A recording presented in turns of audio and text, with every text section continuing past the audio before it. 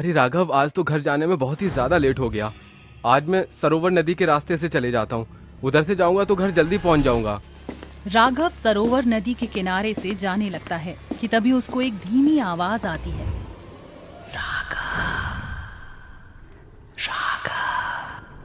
राघव पीछे पलटकर देखता है, लेकिन उसको कोई भी नजर नहीं आता। और एक बार फिर राघव अपनी धुन में आगे की तरफ निकल जाता है, जिसके बाद उस नदी में से एक चुड़ैल मगरमच्छ पर बैठकर बाहर निकलती है। जैसे ही वह चुड़ैल बाहर आती है कि तभी राघव की नजर चुड़ैल पर पड़ जाती है। वह देखकर बहुत डर जाता है और डर के मारे भागने लगता है और भागते हुए खुद से बोलता है, हे भगवान, आखिर मैं इस रास्ते से क्यों आया? ना मैं इस रास्ते से आता, ना ये चुड़ैल मेरे पीछे पड़ती। हे भगवान, मुझे बचा लो। अगर आज मैं बच गया तो मैं जिंदगी में कभी इस रास्ते से नहीं आऊंगा। चुड़ैल अब खूब तेज हंसने लगी और अपने लंबे हाथ करके उसको हवा में उड़ाते हुए अपने पास ले आती है और उससे बोलती है, तुझे क्या लगा तू भागेगा और मैं तुझे भागने दूंगी? कभी नहीं, मैं अपने शिकार को इतनी आसानी से नहीं जाने देती। क्यों मेरे भोले भाले मगरमच्छ, मैं सही बोल रही हूँ? हाँ दीदी, तुम सही बोल रही हो।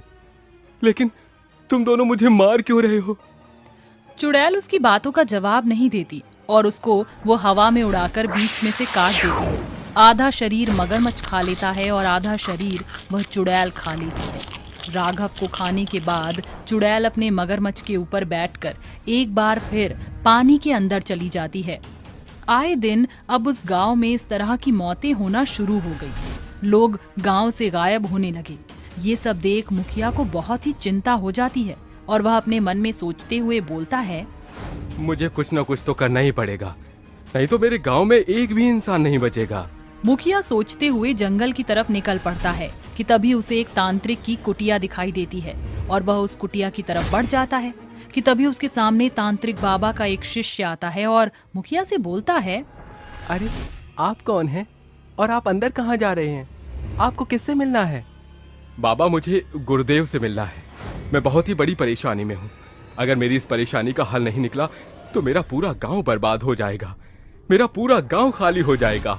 उसकी ये बात सुनकर शिष्य उसको गुरुदेव के पास ले जाता है, जहाँ मुखिया गुरुदेव से बोलता है, नमस्कार गुरुदेव, मेरे गांव के सरोवर नदी में रहने वाली चुड़ैल ने आतंक मचा रखा है। पहले तो उस रास्ते से कोई भी जाता तो उसे मार देती, लेकिन अब जब लोगों ने वहां से आना जाना कम कर दिया तो चुड़ैल गांव में आकर लोगों को उठा कर ले जाती है और उसे मार देती है। कृपया करके हमारी मदद करें। तुम चिंता मत करो बच्चा, मैं तुम्हारी समस्या का हल अवश्य ढूंढ लूंगा। तुम मुझे केवल 1 घंटे का समय दो, मैं इस चुड़ैल के बारे में सब कुछ पता लगा लेता हूँ। गुरुदेव इतना कहकर अपना ध्यान लगाने लगते हैं, जिसके बाद उन्हें पता चलता है कि चुड़ैल और उसका मगरमच्छ बहुत ही भयानक है। भीमपुर गांव में सुनैना नाम की एक बुढ़िया औरत अपने बहू बेटे के साथ रहती थी। उनके बहू बेटे ने अपनी माँ को इस नदी के पास वाले पेड़ पर फांसी पर लटका दिया, जिसके बाद वह बुढ़िया मर गई और जैसे ही वह मरी वैसे ही वह उस नदी में गिर गई। तभी वहां पर कुछ मगरमच्छ आकर बुढ़िया की लाश को खाने आते हैं।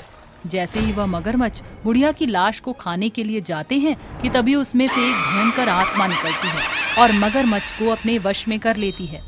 इस तरह वह मगरमच्छ अब चुड़ैल का एक पालतू जानवर बन गया है। गुरुदेव अपनी आंखें खोलते हैं और मुखिया को ये सारी बात बता देते हैं। ये सब जानकर मुखिया डर जाता है और डरते हुए गुरुदेव से बोलता है, गुरुदेव, हमें इस चुड़ैल का कुछ करना होगा। इस चुड़ैल से हमें मुक्ति दिलवाइए, वरना मैं अपने गांव वालों को खो दूंगा। ये सच मैंने अपने गांव वालों से छुपा कर रखा था कि यहाँ पर किसी चुड़ैल का वास है। अगर ये गांव वालों को पता चल जाता तो वो मेरा गांव कब का छोड़कर चले जाते। तो चिंता मत कर बच्चा, मैं इस चुड़ैल से तेरे गांव को मुक्त करवा दूंगा। बस तू मेरा एक काम कर, तू अपने सभी गांव वालों को सरोवर नदी के पास लाकर खड़ा कर दे। इंसानों की खुशबू सूंघकर वो चुड़ैल नदी में से अवश्य निकलेगी और तब मैं उसको भस्म कर दूंगा। जैसा जैसा गुरुदेव ने कहा था मुखिया वैसा ही करता है। वह सभी गांव वालों को नदी के पास ले आता है, जिसके बाद चुड़ैल इंसानों की खुशबू को सूंघकर अपने मगरमच्छ के ऊपर बैठकर नदी में से बाहर आती है और हंसते हुए बोलती है, आज तो मेरे पास इतने सारे लोग हैं, देखो मेरे प्यारे मगरमच्छ, आज तुम्हें मैं जी भर के खाना दूंगी, तुम पेट भर कर खाओगे। आज तो हम दोनों की पार्टी ही होगी। जैसे ही चुड़ैल अपने दोनों हाथों को आगे बढ़ाती है कि तभी वहाँ पर गुरुदेव आ जाते हैं और उसके हाथों पर गंगा जल छिड़क देते हैं, जिसके बाद चुड़ैल के हाथों पर जलने के निशान आ जाते हैं। ये देखकर चुड़ैल चिल्लाकर बोलती है, तू कौन है बे? तेरी इतनी हिम्मत कि तूने मुझ पर ये पवित्र जल छिड़का। अब मैं तुझे नहीं छोड़ूंगी।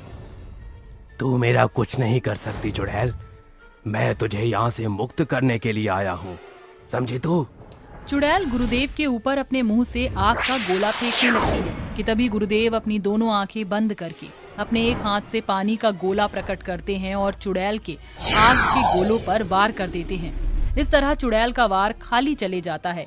ये देखकर चुड़ैल गुस्सा हो जाती है और गुस्से में बोलती है, अच्छा तो तूने मेरे वार को काट दिया, रुक जा, अब तो तू नहीं बचेगा।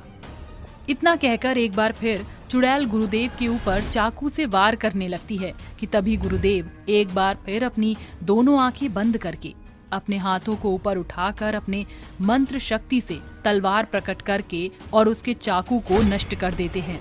ये देख चुड़ैल को और ज्यादा गुस्सा आ जाता है और चुड़ैल अपने मुंह से आग निकालना शुरू कर देती है। ये देखकर गुरुदेव अपने चारों तरफ एक चक्रव्यूह बना देते हैं, जिस चक्रव्यूह में उस चुड़ैल का एक भी वार नहीं आ रहा था और हर बार चुड़ैल का वार खाली ही जा रहा था। और इस तरह आखिर में गुरुदेव अपने जादू से एक त्रिशूल प्रकट करते हैं और उस पर मंत्रों का उच्चारण करना शुरू कर देते हैं। ओम नमो नमो नमो शिरोमणि चुड़ैल भस्म हो स्वाहा। ओम नमो नमो शिरोमणि चुड़ैल भस्म हो स्वाहा। मंत्रों के उच्चारण के बाद गुरुदेव उस त्रिशूल को चुड़ैल की नाभि में घोंप देते हैं, जिसके बाद चुड़ैल जलकर मर जाती है। जैसे ही चुड़ैल जल के मरती है वैसे ही वह मगरमच्छ उसके चंगुल से आजाद हो जाता है और वह वहां से चला जाता है। ये सब देख गांव वालों को कुछ समझ नहीं आ रहा था, जिसके बाद मुखिया और गुरुदेव ने सारी बात गांव वालों को बताई और इस तरह अब उस गांव में किसी भी चुड़ैल का साया नहीं था और अब सब खुशी से रहने लगे।